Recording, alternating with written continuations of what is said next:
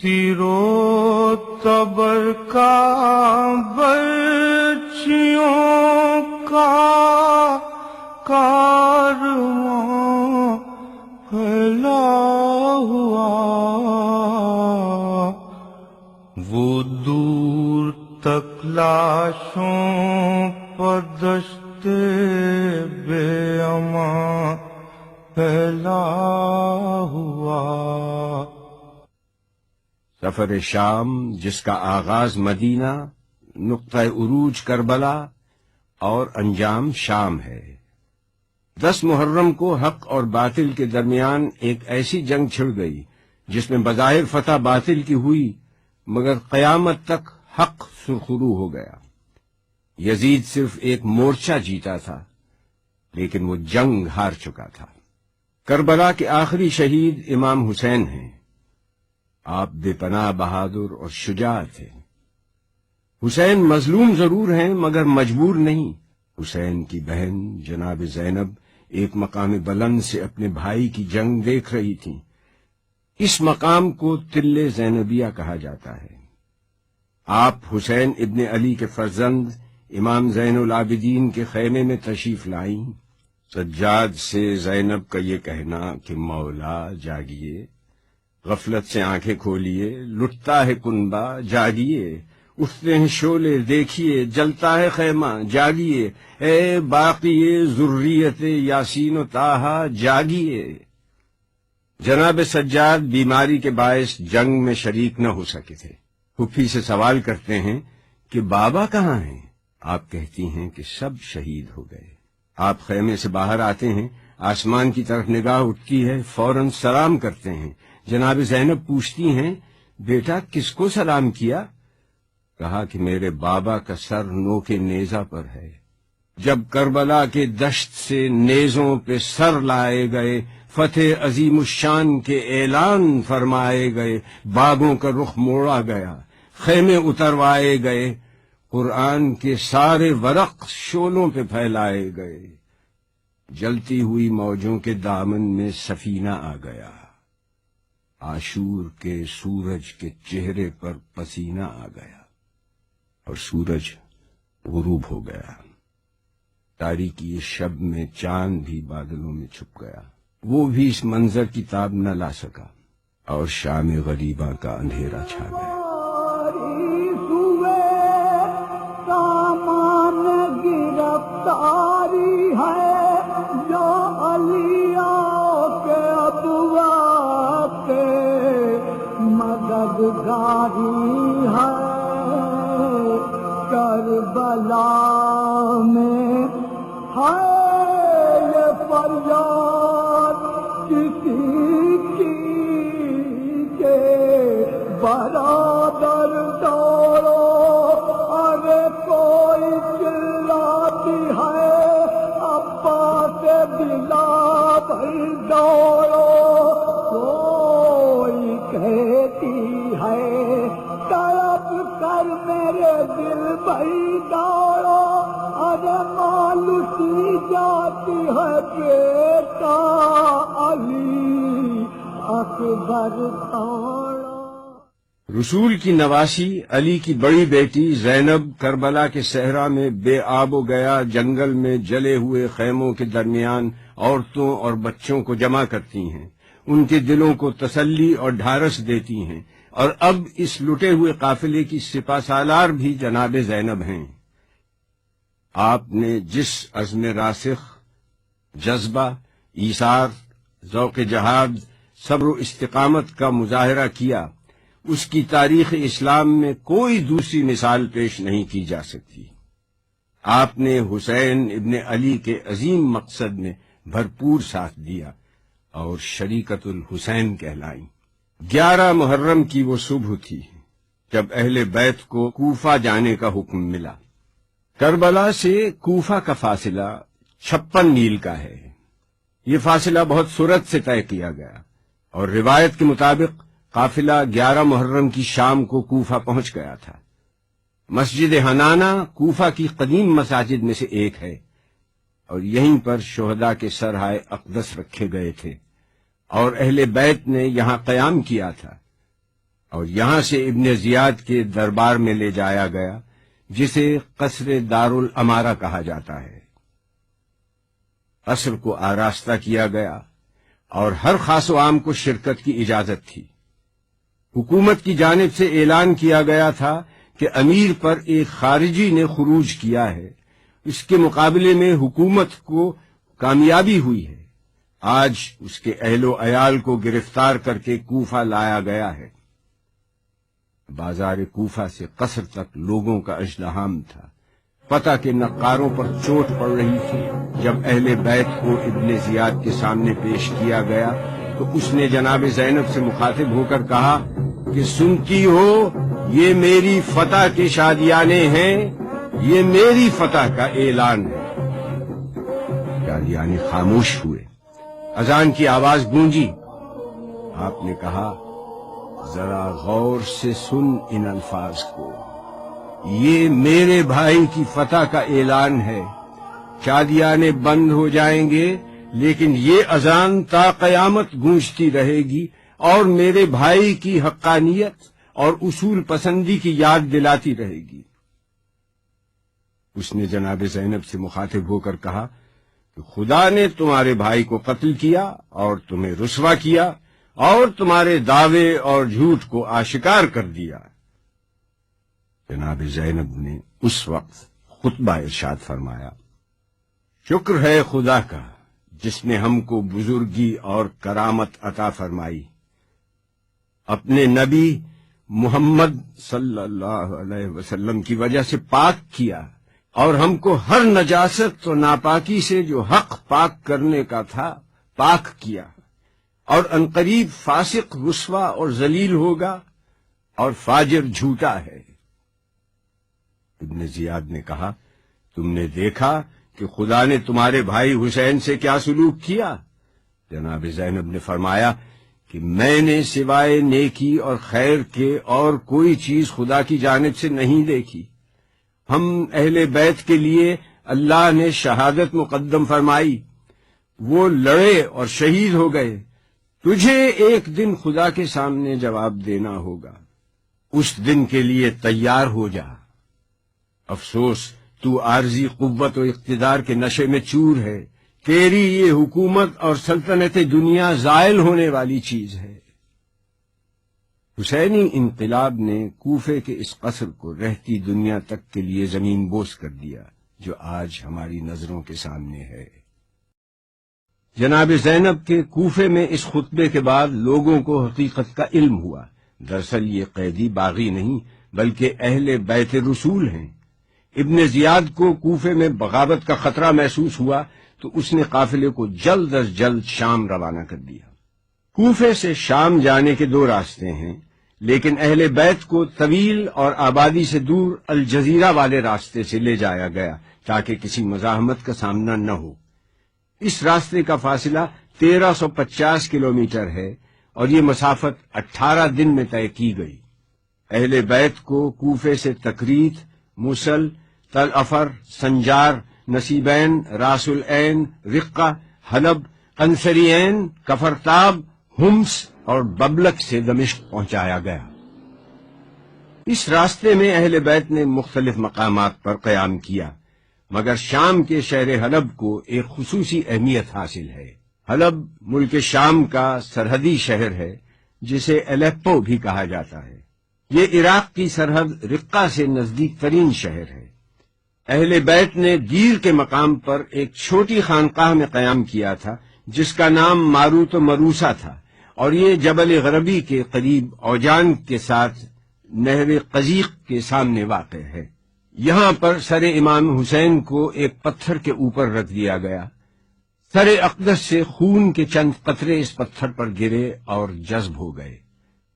اس زیارتگاہ کے متعلق معلومات فراہم کرتے ہوئے یہاں کے نگران اعلیٰ آیت اللہ شیخ نصر اللہ نے کہا، بسم اللہ الرحمن الرحیم، الحمد للہ رب العالمین، وصلی اللہ علی سیدنا و نبینا محمد و آلہ الطیبین الطاہرین۔ رحب بالاخوة الاعزاء السيد هادي عسكري والإخوة الذين معه لتشرفهم في هذا المكان مشهد الإمام الحسين عليه السلام أو مشهد النقطة كما يقال بهذا الاسم أيضا. هذا المكان له ارتباط في معركة كربلاء، حيث أن الإمام الحسين عليه السلام عندما استشهد في كربلاء أمر يزيد عليه اللعنة أن يأتوا برأس الحسين ورؤوس أهل بيته وأصحابه وعياله أن يأتوا بها إلى الشام. فبعد اس خانقاہ کے راہب نے اس رات سر امام حسین سے ایک نور کو بلند ہوتے ہوئے دیکھا تو نگہبانوں سے پوچھا، تم لوگ کون ہو؟ انہوں نے کہا، ہم ابن زیاد کے سپاہی ہیں۔ پوچھا، یہ سر کس کا ہے؟ دير إلى راهب، واسم الدير دير معروف ہے، ومؤلف عبارة عن غرفتين صغيرتين.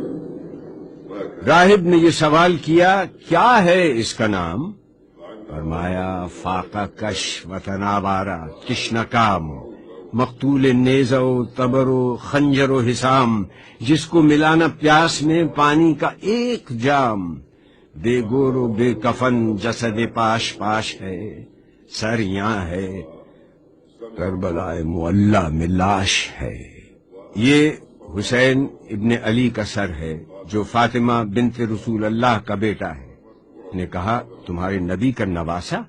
انہوں نے کہا، ہاں۔ نے کہا، تم کیا ہی برے لوگ ہو، کیا یہ ممکن ہے کہ تم مجھے ایک رات کے لیے یہ سرد اقدس کو اسی پتھر پر غسل دیا؟ خون حسین اس پتھر پر جم گیا، اور 1400 برس گزرنے کے بعد بھی آج یہ اتنا ہی تازہ ہے۔ اس نے اللہ سے اور اس جگہ کی برکت سے یہ ایک اہم زیارت گاہ ہونے کے ساتھ ایک معجز نما مقام بھی ہے۔ اس واقعے کی مناسبت سے اس مقام پر ایک اہم زیارت تعمیر کی گئی، اسے مشہد النقطہ کا نام دیا گیا۔ 333 ہجری میں سیف الدولہ حمدانی نے حلب فتح کیا تو حمدانی سلطنت کا پایہ تخت حلب کو قرار دیا۔ اس نے خانقاہ میں روضہ تعمیر کیا اور اس مقدس پتھر کو محفوظ کر دیا اور اسے مشہد الحسین کا نام دیا۔ سیف الدولہ کے بعد اس کی تعمیر جدید الحاج ابو نصر بن طباخ نے کی۔ اس کا مرکزی ایوان الحاج ابو غانم بن شقویق نے بنایا۔ صفی الدین طارق بن علی البالس نے مرکزی دروازہ بنوایا اور 585 ہجری میں یہ عمارت مکمل ہو گئی۔ جب سلطان صلاح الدین نے حلب فتح کیا تو وہ یہاں آ کر زیارت کرتا تھا۔ تاتاریوں کی یلغار نے اس زیارت گاہ کو بھی نہ چھوڑا، وہ لوٹ مار کرتے ہوئے تمام تحائف و جواہر لے گئے اور عمارت کو شدید نقصان پہنچا۔ جب ملک سلطان الظاہر حلب کے حکمران ہوئے تو انہوں نے یہاں تعمیر نو کا بیڑا اٹھایا۔ 1970 میں اس زیارت گاہ کی تعمیر جدید کا کام از سر نو شروع کیا گیا، جس کی سرپرستی آیت اللہ سید محسن الحکیم نے کی، اور آیت اللہ شیخ نصر اللہ کو تعمیری امور کا نگران مقرر کیا۔ زائرین کی سہولت کے لیے وسیع و عریض صحن بنائے گئے اور جدید سہولتیں فراہم کی گئی۔ زیارت گاہ سے ملحق مسجد ہے۔ حدیث عشق دو بابست، کربلا و دمشق، یک حسین رقم کر و دیگر زینب۔ ملک شام جس کا نام سوریہ بھی ہے، دمشق اس کا دارالخلافہ ہے۔ یہ فلسطین اور ترکی کے وسط میں واقع ہے۔ پیغمبر حضرت آدم نے یہاں رہائش اختیار کی تھی۔ قابیل نے اپنے بھائی حابیل کو اسی سرزمین پر قتل کیا تھا۔ دمشق دنیا کا قدیم ترین شہر ہے۔ زمانہ قبل از تاریخ دمشق موجود تھا۔ 732 قبل مسیح اسیرین آباد تھے۔ اس کے بعد مختلف قومیں آباد رہیں۔ دمشق قدیم اور جدید تہذیب کا سنگم ہے۔ تاریخ دان دمشق کو جولاق، الفایا، الشام، دمشق ابن کنعان کہتے ہیں۔ قدیم دمشق کے چاروں طرف مضبوط دیوار تھی اور 8 قدیم دروازے تھے، جن میں سے 2 اسلامی حکومتوں کی یادگار ہیں۔ دمشق کو اسلامی دنیا میں ممتاز مقام حاصل ہے، جس کی بنیادی وجہ روضہ سیدہ زینب، قبرستان باب صغیر، مسجد اموی، روضہ جناب رقیہ بنت حسین ہیں۔ قبرستان باب صغیر دمشق میں مقام شرجی میں واقع ہے۔ یہ ایک وسیع و عریض قبرستان ہے جہاں عام لوگوں کے علاوہ اسلامی دنیا کی عظیم برگزیدہ ہستیاں، امہات المومنین اور امام زادگان مدفون ہیں۔ ان قبور کی خاص پہچان یہ ہے کہ ان پر سبز گنبد ہے۔ یہ حضرت بلال حبشی کی قبر ہے۔ آپ کا تعلق حبش سے تھا۔ آپ صحابی رسول ہیں اور آپ کو اسلام کے پہلے مؤذن ہونے کا شرف حاصل ہے۔ مقصود تھا جو تذکرہ رب ذوالجلال، فرمان پر رسول کے حاضر ہوئے بلال، ایسی اذان دی کہ فضا ہو گئی نہال، حیرت سے سن رہے تھے فصاحان باکمال، اب کیا کریں ثنا کوئی ایسے مقال کی، تاریخ میں ہے گونج اذان بلال کی۔ رابر میں صحابی جلیل عبداللہ ابن جعفر طیار کی قبر ہے۔ اس گنبد کے نیچے اسما زوجہ جعفر طیار، سیدہ میمونہ بنت امام الحسن اور حمیدہ بنت مسلم ابن عقیل ہیں۔ ایک گوشے میں سکینہ بنت الحسین اور سیدہ ام کلثوم بنت امام علی ابن ابی طالب کا روضہ ہے۔ جناب سکینہ امام حسین کی چھوٹی اور لاڈلی صاحبزادی تھیں، جن کا انتقال شام کے قید خانے میں ہوا۔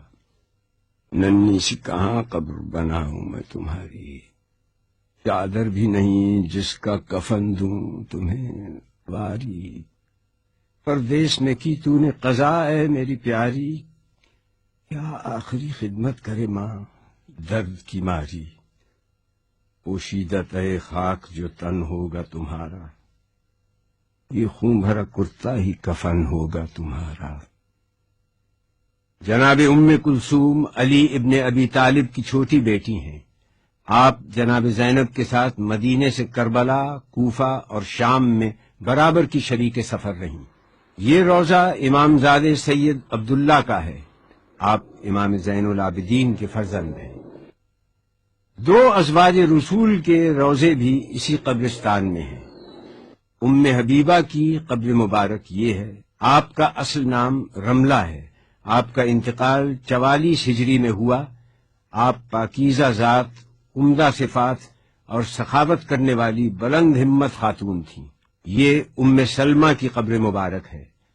آپ کا اصل نام ہندیہ اور رملہ ہے، کنیت ام سلمہ ہے۔ آپ کا انتقال 61 ہجری کے آخر میں 84 سال کی عمر میں ہوا۔ یہ کنیز فاطمہ جناب فضہ کی قبر ہے۔ آپ کا تعلق حبشہ سے تھا۔ آپ کا اصل نام میمونہ تھا۔ فضہ کے معنی چاندی کے ہیں۔ آپ نے جناب فاطمہ زہرا کی خدمت کو اپنا فریضہ بنایا۔ آپ واقع کربلا میں شریک رہیں اور اپنے آخری ایام تک اہل بیت کے ساتھ رہیں۔ وہ مکتب آئین مساوات کی تہذیب، وہ فضہ نوازی میں مدارات کی تہذیب، اللہ رے میزان مساوات کا وہ گھر جو کم ہو فضہ کا وہ زہرا کے برابر۔ اسی قبرستان کے نزدیک رؤوس شہداء کربلا ہے۔ روایت کے مطابق یہاں کربلا کے 16 شہداء کے سرہائے مبارک دفن ہیں اور یہاں ایک زری تعمیر کی گئی ہے۔ مسجد اموی سے نزدیک رقیہ بنت حسین کا روضہ ہے۔ حکومت ایران نے گرد و نواح کے مکانات خرید کر اس مقام پر ایک شاندار روضہ تعمیر کیا جو رقیہ بنت الحسین کے نام سے مشہور ہے۔ شہر دمشق سے 15 کلومیٹر کے فاصلے پر جناب زینب کا روضہ ہے۔ یہ مقام پہلے راویہ کے نام سے مشہور تھا، اب اسے زینبیہ کہا جاتا ہے۔ آپ کی ولادت 5 جمادی الاول 5 ہجری میں ہوئی۔ آپ کا نام زینب رسول اکرم صلی اللہ علیہ وسلم نے رکھا۔ زینب عبرانی لفظ ہے۔ یہ لفظ زین سے اور اب سے مرکب ہے، جس کے معنی ہیں باپ کی زینت۔ آپ کے مشہور القاب عقیلہ، عارفہ موثوقہ یعنی معتبر خاتون، عالمہ فاضلہ کاملہ عقیلہ بنی ہاشم عابدہ آل محمد ہیں۔ تاریخ نے آپ کو ام المصائب کا لقب بھی دیا۔ آپ عبداللہ جعفر طیار کی زوجہ ہیں اور آپ کے دونوں فرزند اون و محمد کربلا میں شہید ہوئے۔ واقعہ کربلا کے کچھ عرصے کے بعد آپ کی وفات ہو گئی۔ جناب زینب نے عصمت و پاکیزہ عادات اپنے نانا رسول اکرم صلی اللہ علیہ وسلم سے سیکھیں، صبر و وقار اپنی نانی جناب خدیجہ سے لیں، فصاحت و کلام کا درس اپنے والد علی ابن ابی طالب سے لیا، عفت اپنی والدہ گرامی جناب فاطمہ زہرا سے سیکھیں، علم اور بردباری اپنے بھائی حسن سے اور شجاعت اور شہامت اپنے بھائی حسین سے حاصل کی۔ آپ سرچشمہ نبی کی پارہ جگر ہیں، صاحب خلق عظیم، بے پایاں شرف کی مالک ہیں، پرہیزگاروں کے لیے سرمایہ افتخار ہیں، اللہ کی رحمتیں اور برکتیں آپ پر سایہ فگن ہیں۔ آپ زمزم و صفا کی آبرو بڑھانے والی بیوی ہیں، آپ مظہر وصف امامت ہیں۔ آپ کے روضے کی تعمیر ترک سلاطین کے دور میں ہوئی اور تعمیر جدید 1988 عیسوی میں کی گئی۔ 54 میٹر بلند مینار تعمیر کیا گیا جس پر ایرانی طرز کے کاشی ٹائلز استعمال کیے گئے ہیں اور اللہ کے 99 نام لکھے گئے ہیں۔ روضے کا گنبد سونے کا ہے۔ مسجد اموی ایک نہایت وسیع و عریض شاندار مسجد ہے۔ یہ اپنے تاریخی حوالے سے منفرد اہمیت کی حامل ہے۔ یہاں 3 مختلف تہذیبوں کے آثار موجود ہیں۔ اس کی بنیادیں 4000 سال تک پھیلی ہوئی ہیں۔ یہ مسجد دراصل مختلف ادیان و مذاہب اور ان کی تعمیرات کی ایک تاریخ ہے۔ 4000 سال پہلے آتش پرستوں کی عبادت گاہ تھی جہاں ان کے خدا آزر کی پوجا ہوا کرتی تھی۔ یونانیوں نے اسے اپنی عبادت گاہ بنایا۔ بعد میں اس سرزمین پر رومن مسیحیوں نے غلبہ حاصل کیا۔ انہوں نے اپنے معبود جوپیٹر کی عبادت گاہ کے طور پر کچھ حصہ کلیسا میں تبدیل کر دیا اور قدیس یوحنا ماری یوحنا کا نام پڑ گیا۔ 17 ہجری میں مسلمانوں کے ہاتھوں دمشق فتح ہوا تو یہ آتش کدہ بت کدہ کلیسا بعد میں مسجد میں تبدیل ہو گیا۔ ولید بن عبد الملک نے اسے جامع مسجد اموی کا نام دیا۔ اس سے قبل 61 ہجری میں یہ یزید کا دربار تھا۔ اس کا مجموعی رقبہ 15,000 مربع میٹر ہے۔ مسجد کے وسط میں نبی اللہ حضرت یحییٰ ابن زکریا کا سر بھی دفن ہے۔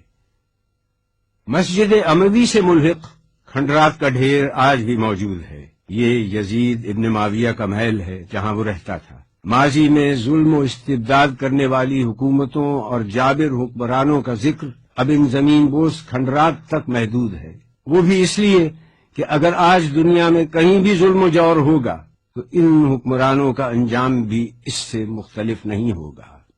محل سے نزدیک ہی ایک بند گلی میں ویران اجاڑ تہہ خانے میں یزید ابن معاویہ کی قبر ہے۔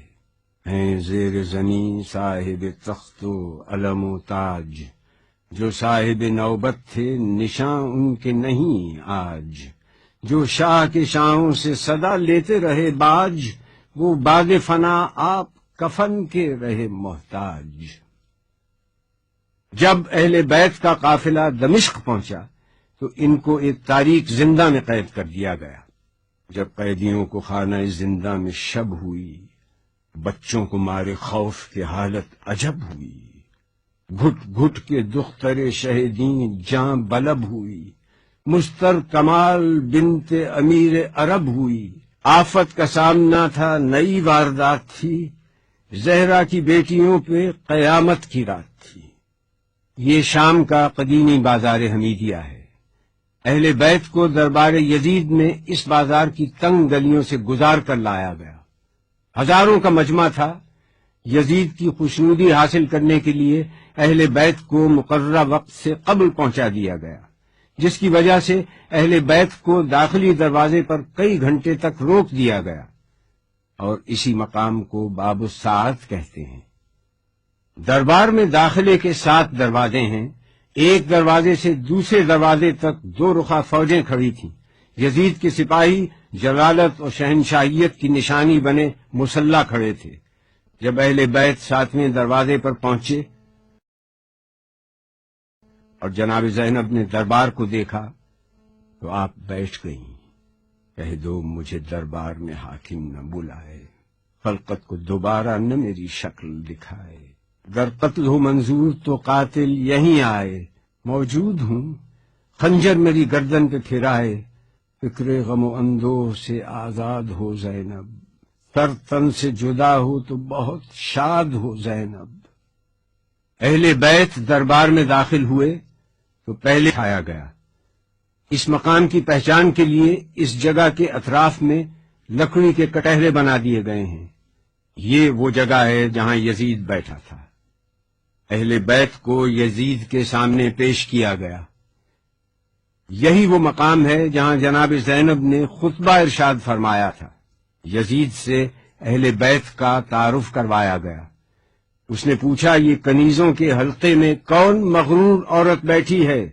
جواب ملا یہ علی کی بڑی بیٹی رسول کی نواسی زینب کبریٰ ہے. دربار والوں نے اٹھ کر دیکھنا شروع کیا تو کنیزوں میں سے ایک کنیز نے کہا کہ تم لوگوں کو شرم نہیں آتی؟ اپنی گردنیں نیچی کرو. زبیر ابن قیس نے یزید کے سامنے سر حسین پیش کیا اور کہا کہ امیر مبارک ہو، قیدی آ گئے، محمد کا نواسہ قتل کر دیا گیا. اس کے بعد شہداء کے سر پیش کیے گئے. یزید نے پورے دربار کا جائزہ لیا. یہودیوں کا عالم راس الجالود سفیر روم، نصرانیوں کا عالم، علماء اور اراکین دولت موجود تھے.